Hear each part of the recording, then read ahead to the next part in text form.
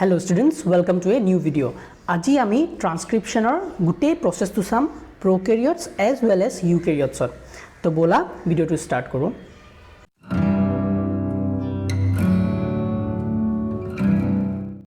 এতিয়া স্টুডেন্টস এই স্লাইডখনত মই তোমালোকক process of transcription to details to দেখুৱাইছো various steps বিলাক দেখুৱাইছো কেনেকৈ ট্ৰান্সক্ৰিপশন প্ৰসেসটো কমপ্লিট হয় এইটো আমি prokaryotes ক্ষেত্ৰত এতিয়া পঢ়িম prokaryotes ক্ষেত্ৰত যদি তোমালোকে ট্ৰান্সক্ৰিপশন প্ৰসেসটো বুজি পোৱা eukaryotes ক্ষেত্ৰতো একেই ফান্ডামেন্টাল প্ৰসেসখিনি খালি ডিফাৰেন্সটো কোত আহে এনজাইমৰ ক্ষেত্ৰত আহে হলনে তেতিয়াহলে আমি স্টাৰ্ট কৰো the process of transcription এতিয়া চোৱা তোমালোকৰ যোনটো এই টপ মোস্ট স্ট্ৰেন্ড এটো কি দেখুৱাইছে এটা ডিএনএ সেগমেন্ট দেখুৱাইছে ডিএনএ সেগমেন্টালত কি আছে দুডাল স্ট্ৰেন্ড আছে ডিএনএ এডাল 5 প্ৰাইম টু 3 প্ৰাইম আৰু এডাল 3 প্ৰাইম টু 5 প্ৰাইম হয়নে এতিয়া আমাৰ টেমপ্লেট স্ট্ৰেন্ড কোনডাল টেমপ্লেট স্ট্ৰেন্ড মানে যোনডাল স্ট্ৰেন্ডে mRNA বা RNA বনাব কোনডাল স্ট্ৰেন্ড যোনডাল 3 প্ৰাইম টু 5 প্ৰাইম স্ট্ৰেন্ড তলৰডাল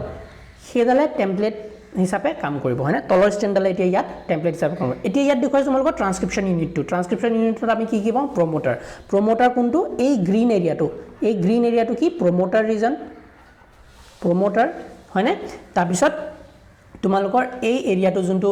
লাষ্টত গ্ৰীন পাৰ্ট এটা আছে হেতু হল টাৰ্মিনেটৰ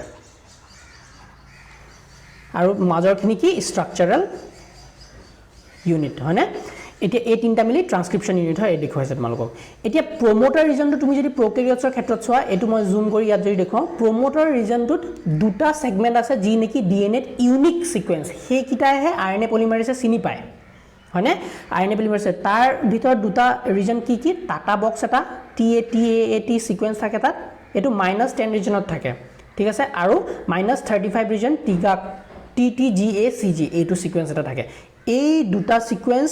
মেইন প্ৰমোটাৰ ৰিজনটো চিনাক্ত কৰিবলৈ এতিয়া এই প্ৰমোটাৰ ৰিজনটো যেতিয়া চিনাক্ত কৰিব আৰএনএ পলিমাৰেজে কাৰ সহায়ত with the help of sigma sub unit হয়নে আমি পঢ়ি আহিছিলো সিগমা সাব ইউনিট আৰএনএ পলিমাৰেজৰ সিগমা সাব ইউনিটটোৱে এই ৰিজনটো ডিএনএত বিচাৰি ফুৰিব ক'ত আছে তে যেতিয়া এই ৰিজনটো পাব ই গৈ তাত লাগি যাব লাগি পেলাই তাৰপিছত কি কৰিব এডাল নতুন আৰএনএ তাৰ পৰা সিনথেসিস কৰিবলৈ ষ্টাৰ্ট কৰিব এতিয়া ছয় স্টেপস কিটা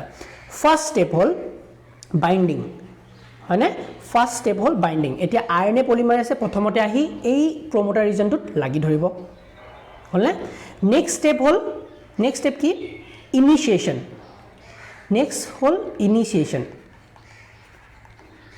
ইনিশিয়েশন মানে কি আৰএনএ পলিমাৰেজে এতিয়া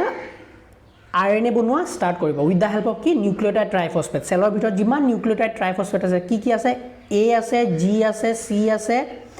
U আছে টিও আছে কিন্তু টি লাগিব জানো আৰএনএ ক্ষেত্ৰত না লাগে আমি জানো যে আৰএনএ বনাওতে টিৰ খলনি যত টি লাগিব লগিয়া আছিল তত টি না লাগে তাৰ খলনি কি লাগিব ইউ লাগিব আৰএনএ ক্ষেত্ৰত হয়নে তেতিয়াহলে ইয়াৰ এতিয়া mRNA ডাল বনি আছে হয়নে ইনিশিয়েশন আৰএনএ পলিমাৰেজ প্ৰথমতে আহি লাগি গল তাৰপিছত আৰএনএ পলিমাৰেজে কি ডিএনএ ডাল খুল খাই গৈ থাকিব আৰু নতুন আৰএনএ সিনথেসিস কৰি গৈ থাকিব এডাল তোমালোকে দেখিছানে আৰএনএ ডাল সিনথেসিস হৈ গৈ আছে তলৰ ষ্ট্ৰেন্ডালৰ পৰা যোনডাল 3 প্ৰাইম টু 5 প্ৰাইম হয়নে টেমপ্লেট ষ্ট্ৰেন্ড বুজিলা নেক্সট স্টেপ ইজ কি ইলংগেশন ইনিশিয়েশন হল তাৰপিছত ইলংগেশন এই আৰএনএ ডাল যোনডাল বনিছে হেডাল লম্বা হ'বলৈ ষ্টাৰ্ট কৰিব মানে বনি গৈ আছে প্ৰসেস হৈ আছে এটো ইলংগেশন প্ৰসেস বুলি কয় হল নেক্সট ফাৰ্দাৰ ইলংগেশন মানে আৰু ইলংগেট হৈ গৈ আছে আৰু ইলংগেট হৈ তোমালোকে কি পাবাগে আৰএনএ ডাল কো পাবগে টাৰ্মিনেটৰ ৰিজন পাবগে হয়নে টাৰ্মিনেটৰ ৰিজন পোৱা লগে কি হ'ব এই আৰএনএ পলিমাৰেজটো সেই ডিএনএ ডালৰ পৰা আঁতৰি যাব আৰু কি হ'ব নতুন আৰএনএ ডাল তাৰ পৰা খুলকি আহিব আৰু এডাল আৰএনএ ট্ৰান্সক্ৰিপ্ট ৰূপে কাম কৰিব আৰু এডাল আৰএনএ তোমাৰ কি কৰিব ফাইনালি protein synthesis কৰিব এই আৰএনএ ডালত কি লগাই আছে জেনেটিক কোড কিছুমান লুকাই আছে এই আৰএনএ স্ট্ৰেন্ড ডালত কি বেলেগ কোড লুকাই আছে আৰু সেই কোডৰ মতেহে তোমাৰ বেলেগ protein synthesis হ'ব এইটোৱে হল ট্ৰান্সক্ৰিপশন প্ৰসেস কিমান ইজি আছে দেখিলানে নেক্সট যাম আমি ট্ৰান্সক্ৰিপশন ইন ইউক্যাৰিওটস এই স্লাইডখনত তোমালোকক দেখুৱাইছো প্ৰসেস অফ ট্ৰান্সক্ৰিপশন ইন ইউক্যাৰিওটস মই কোৱা মতে ফান্ডামেন্টাল প্ৰসেস কিটা সেম দেখিছানে ইয়াতো আছে ইনিশিয়েশন ইলংগেশন তাৰপিছত টাৰ্মিনেশন হয়নে তোমালোকে ভিডিওটো পজ কৰি এইখিনি নোট কৰি লবা মই বিশেষকৈ তোমালোকক ক'ব খুজিছো যে প্ৰমোটাৰ ৰিজনৰ কথা চোৱাচোন প্ৰমোটাৰ ৰিজন যদি চোৱা ইয়াত টাটা বক্স আছে আৰু বেলেগ বেলেগো প্ৰমোটাৰ সিকোয়েন্স থাকিব পাৰে আৰু যোনবিলাক ট্ৰান্সক্ৰিপশ্যন ফেক্টৰ যেনেকৈ আমাৰ আৰএনএ পলিমাৰেছে অকল সিগমা ইউনিটটোৱে হেল্প কৰিছিলে আৰএনএ পলিমাৰ কি কয় ডিএনএডাল চিনাক্ত কৰিবলৈ প্ৰমোটাৰ সিকোয়েন্সটো চিনাক্ত কৰিবলৈ আৰু ষ্টাৰ্ট কৰি দিছিলে কিন্তু ইউকেৰিয়াছৰ ক্ষেত্ৰত চোৱা বেলেগ বেলেগ ট্ৰান্সক্ৰিপশ্যন ফেক্টৰ্ছ বা ট্ৰান্সক্ৰিপশ্যন বাইণ্ডিং ফেক্টৰ্ছ কিছুমান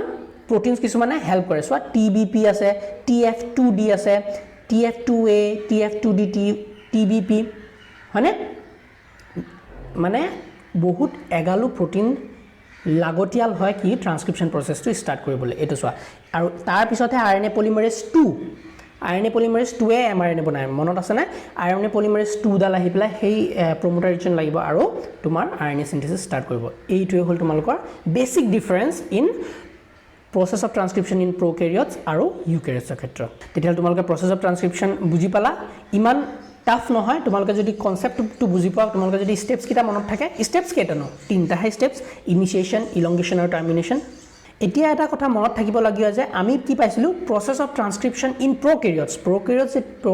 ক্ষেত্ৰত যেতিয়া ট্ৰান্সক্ৰিপশ্যনটো হয় সেই ট্ৰান্সক্ৰিপশ্যনৰ পৰা উলোৱা mRNA ডাল ডাইৰেক্টলি প্ৰটিন সিনথেসিছত ডাইৰেক্টলি কাম কৰে হয়নে কিন্তু ইউকেৰিয়াটছৰ ক্ষেত্ৰত যোনডাল mRNA পাম এতিয়া আমি এই প্ৰসেসটো হোৱা পিছত যোনডাল mRNA পাম এডাল জানো মেচিউৰ mRNA নহয় এডাল মেচিউৰ mRNA নহয় এডাল হ'ল প্ৰি mRNA ইয়াত কি আছে ইন্ট্ৰনছ ৰিজন কিছুমান আছে এক্সনছ ৰিজন কিছুমান আছে ইন্ট্ৰনছ ৰিজন বিলাকে কি হয় জিন সিনথেসিস কৰিব নোৱাৰে অকল এক্সন সেগমেন্টস কিটাহে পাৰে হে কাৰণে কি হয় ইন্ট্ৰনছ বিলাক এতিয়া ইয়াৰ পৰা উলাই দিয়া হ'ব কাটি আৰু এক্সনছ বিলাক লগ লগাই পেলাই ইয়াৰ পৰা প্ৰসেসিং হৈহে তোমাৰ মেচিউৰ mRNA ডাল আমি ফাইনাল প্ৰডাক্ট হিচাপে পাম যি নেকি প্ৰটিন সিনথেসিছত পিছলে হেল্প কৰিব তো এই কিটাই তোমালোকৰ বেসিক ডিফাৰেন্স হ'ল ট্ৰান্সক্ৰিপশ্যনৰ ক্ষেত্ৰত in case of prokaryotes as well as eukaryotes আহা আগবাঢ়ো এতিয়া আমি জানিব লাগিব প্ৰিন্সিপলছ অফ ট্ৰান্সক্ৰিপশ্যন ৰেগুলেশ্যন এতিয়া চোৱা সেলৰ ভিতৰত কি প্ৰটিনছ বনিব কেতিয়া কোনটো সময়ত কি প্ৰটিন লাগিব হেতু ৰেগুলেট কৰি চলে সেলে কাৰণ প্ৰত্যেকটো টাইমতে গুটেইবিলাক প্ৰটিন সিনথেসিস কৰি নাথাকে কাৰণ এনি সেলটোৱে নিজৰ এনাৰ্জি নু কিয় ইনভেস্ট কৰিব যোনবিলাক প্ৰটিনছ আমাক নালাগে সেইবিলাকটো তেতিয়া বনাই লাভ নাই আৰু প্ৰটিনছ যেহেতু বনাই লাভ নাই তাৰ protein বনা mRNA দলও বনাই লাভ নাই হে কাৰণে ট্ৰান্সক্ৰিপশ্যনৰ ৰেগুলেশ্যন হয় কোনটো সময়ত কোনটো mRNA বনিব কোনখিনি এতিয়া বন্ধ হৈ থাকিব হে কাৰণে ৰেগুলেশ্যন সেলে নিজৰ ভিতৰতে কৰি থাকে সদায় তো আমি সেই ৰেগুলেশ্যনটো পঢ়িব লাগিব ট্ৰান্সক্ৰিপশ্যন ৰেগুলেশ্যনটো পঢ়িব লাগিব এতিয়া প্ৰক্ৰিয়াছৰ ক্ষেত্ৰত এই ট্ৰান্সক্ৰিপশ্যনটো কেনেকৈ কন্ট্ৰোল হয় তোমালোকৰ various type of regulatory proteins কিছুমান থাকে যেনেকৈ এক্টিভেটৰ্ছ আৰু ৰিপ্ৰেছাৰ্ছ এক্টিভেটৰ্ছ কিটাকে এক্টিভেটৰ্ছ বিলাক কি কৰে এক্টিভেটৰ্ছ বিলাকে ইনিশিয়েট কৰে মানে ইনডিউস কৰে যে ট্ৰান্সক্ৰিপশ্যনটো হক আৰু ৰিপ্ৰেছাৰ প্ৰটিনছ বিলাক কি কৰে ট্ৰান্সক্ৰিপশ্যনটো বন্ধ কৰি ৰাখে হয়নে এই দুটাই হ'ল কন্ট্ৰোল লেভেল কাৰ ক্ষেত্ৰত প্ৰক্ৰিয়াছত ট্ৰান্সক্ৰিপশ্যন কন্ট্ৰোল কৰা এই দুটাই ইম্পৰ্টেন্ট ফ্যাক্টৰ্ছ যিবিলাক প্ৰটিনছ থাকে এতিয়া ইউকেৰিয়াছৰ ক্ষেত্ৰত ট্ৰান্সক্ৰিপশ্যন ৰেগুলেশ্যন কেনেকৈ হয়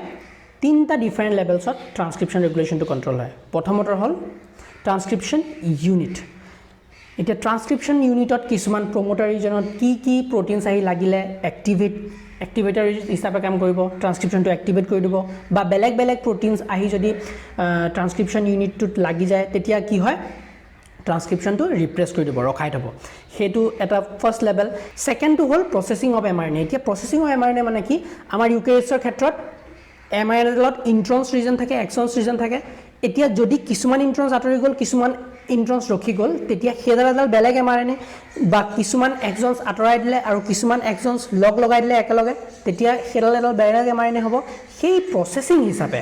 বেলেগ বেলেগ যেতিয়া বেলেগ কি প্ৰসেসিং হয় mRNA দল তেতিয়া বেলেগ আমাৰ mRNA সৃষ্টি হ'ব আৰু বেলেগ আমাৰ প্ৰটিনছ দিব হেতুৱে হ'ল এটা level of transcription regulation next হ'ল transport of mRNA from nucleus to cytoplasm বা mRNA ডিগ্ৰেডেশ্যন এতিয়া কেতিয়াবা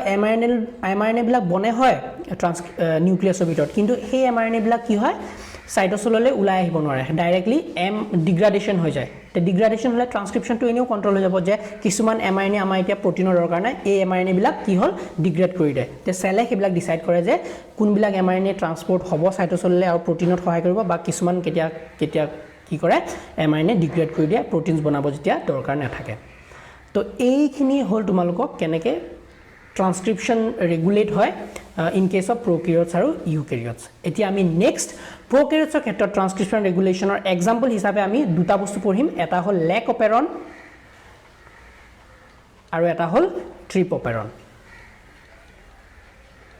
এইটো আমি নেক্সট ক্লাছত পঢ়িম হয়নে আৰু ইউকেৰিয়টছৰ ক্ষেত্ৰত আমি কেইটামান প্ৰটিনছৰ ওপৰত এই কেনেকৈ ট্ৰান্সক্ৰিপশ্যন ৰেগুলেশ্যনটো হয় সেইটো পঢ়িম যেনেকৈ হিটছ অফ প্ৰটিনছ কিছুমান আছে কিছুমান পেপটাইডছ প্ৰটিনছ আছে সেইবিলাকৰ ওপৰত আমি